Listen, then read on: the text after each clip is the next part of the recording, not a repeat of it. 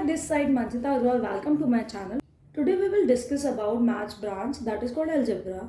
So let's start with some definition of the algebra. What is algebra? Algebra is a branch of mathematics dealing with the symbols and the rules for the manipulating those symbols.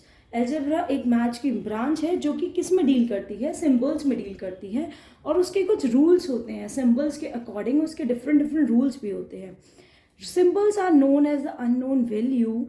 These symbols can be any alphabet or any other sign. Symbols are also known as unknown values. Symbols को आप unknown value भी कह सकते हैं और ये symbol आपका कोई भी alphabet like A to Z कोई भी alphabet हो सकता है और कोई भी sign हो सकता है. Those symbols represent quantities without fixed value known as the variables.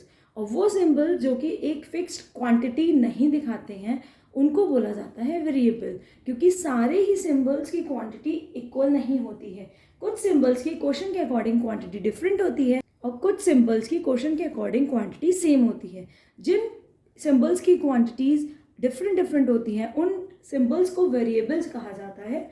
Just as sentences describe the relationship between the specific word.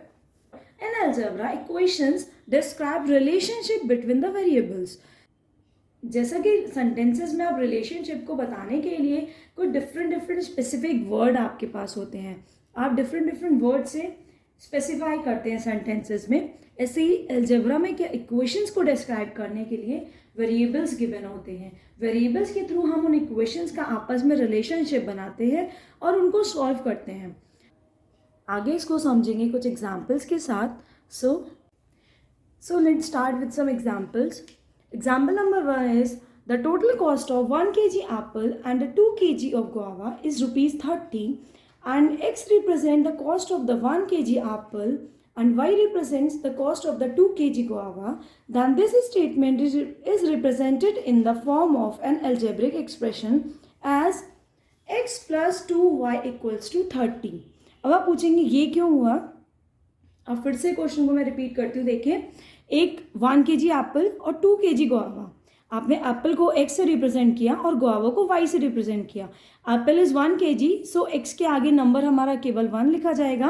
And guava is 2 kg, तो y के आगे नंबर हमारा 2 लिखा जाएगा. एंड देन आपको इनकी टोटल कॉस्टिंग पता थी कितनी, 30 रुपीज़. तो आपने क्या किया, टोटल का कॉस्टिंग पता है. टोटल मीन्स आपने दोनों को ऐड किया.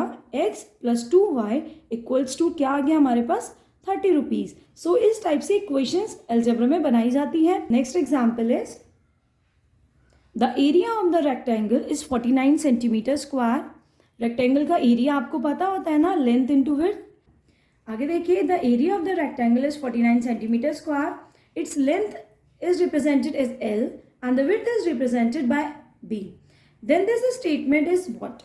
तो उसका स्टेटमेंट कैसा बनेगा, एरिया क्या होता है हमारा रेक्टेंगल का, लेंथ और इंटू विड्थ. तो आपने क्या लिख दिया, L इंटू B, और वो किसके इक्वल आ जाएगा, एरिया हमारा 49 सेंटीमीटर स्क्वायर के इक्वल आ जाएगा. तो इसकी रिप्रेजेंटेशन कैसी बन जाएगी, length multiply with width equals to 49.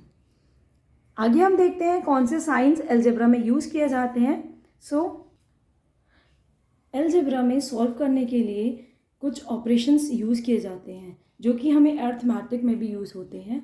वही same main base operation, addition, subtraction, multiplication and division. Plus algebra में एक चीज़ और यूज़ की जाती है, that is called unknown value, means any other alphabet from A to Z. इसमें कुछ साइंस भी हैं अलजेब्रा में. हम कौन से और साइंस यूज़ कर सकते हैं, equal to, not equal to, less than, greater than, less than equal to, greater than equal to. इनको किस टाइप से लिखा जाता है वो उनके नीचे मेंशन किया हुआ है.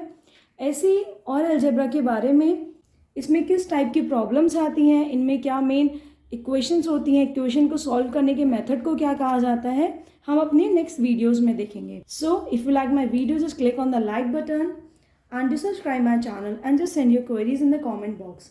Thanks for watching.